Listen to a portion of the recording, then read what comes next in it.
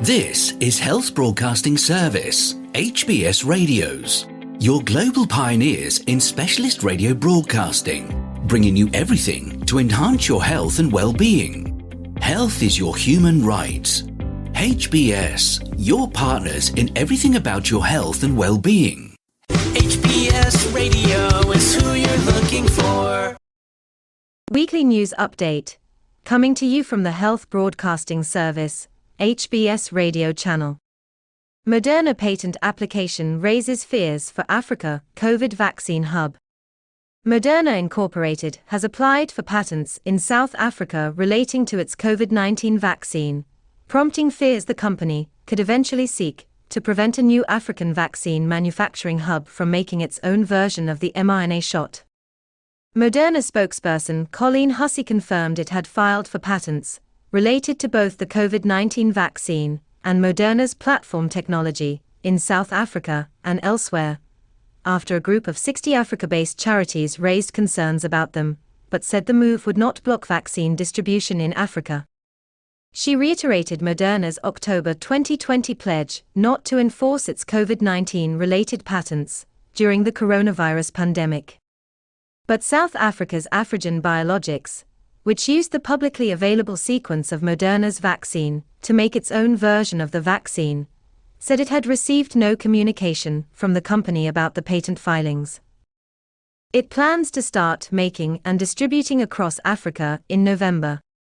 Responding to a query if the company would enforce patents in Africa at the end of the pandemic, Chief Executive Stephen Bancel told Reuters, "We have not decided yet for low and middle-income countries. The charities fear it will enforce them when COVID-19 is declared endemic," Chien Johnson, founder of the African Alliance, said in a joint statement. This would effectively derail all work the World Health Organization and African scientists have put into building vaccine manufacturing capacity on the continent, he added. The Africa Vaccine Hub has World Health Organization backing, as part of a pilot project to give poor and middle-income countries the know-how to make COVID-19 vaccines. Moderna is committed to equitable access to vaccines and can confirm that its intellectual property will not create a barrier to COVID vaccine distribution in AMC 92 countries by Afrigen Biologics either now or in the future, Hussey said. But Afrigen Chief Executive Petro Terblanche told Reuters in a text message, "We have had no communication from Moderna. We would truly value their collaboration. There are patents filed in South Africa and other low and middle-income countries by Moderna that unless those are revoked, or voluntary licenses are awarded or Moderna will waive it, it will impact on our freedom to operate," she added. On Wednesday, BioNTech's co-founder and top executive told Reuters the vaccine maker had no plans to enforce its intellectual property rights, should groups in Africa seek to make unauthorized versions of its shot.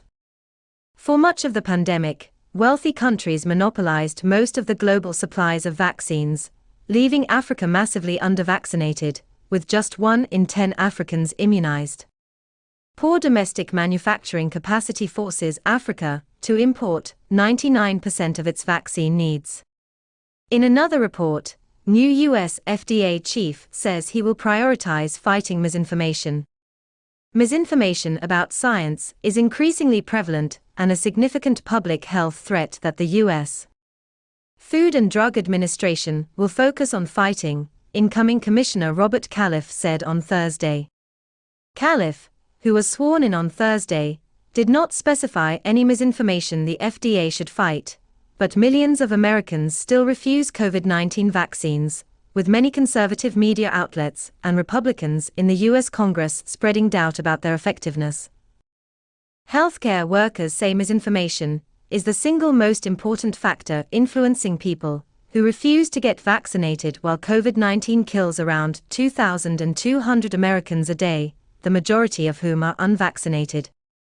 These kinds of distortions and half-truths that find their way into the public domain do enormous harm, both by leading people to behavior that is detrimental to their health and by causing them to eschew interventions that would improve their health, said Califf. A purely reactive mode is not appropriate, particularly in this new era of social media, he told FDA staff in a public letter outlining his priorities, adding that the agency will be more proactive in providing the public with health information. Pandemic response will remain the FDA's primary focus, Califf said, but it will apply the lessons learned to speed the development of new treatments to other diseases like cancer. The Senate narrowly confirmed Califf on Tuesday, after some senators had argued his ties to the pharmaceutical industry or views on birth control made him unfit to lead the FDA. Califf, 70, previously served as commissioner under President Barack Obama. He takes the helm at the FDA for a second time 13 months after it last had a permanent leader. Some senators criticized the FDA response to the opioid crisis under his leadership. Califf said the crisis was a key priority and that current efforts had come up short. With over 100,000 deaths from overdose in the past year alone, we must accept that all the hard work so far has not been enough, he said. Califf said he also plans to focus on tobacco harm reduction and preventing electronic cigarette use among young people. Feel free to connect with us on our Facebook platform at Health Broadcast and our website at www.healthbroadcastingservice.com. And please remember to press the subscribe button to stay abreast of timely, vital and authentic health news developments from around the world, delivered to you by the Health Broadcasting Service on YouTube channel. We will bring you more updates as more news develop.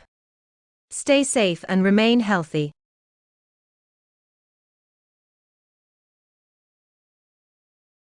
You've been watching the Health Broadcasting Service YouTube channel. Your channel of excellence and distinction. Pioneering specialist radio broadcasting.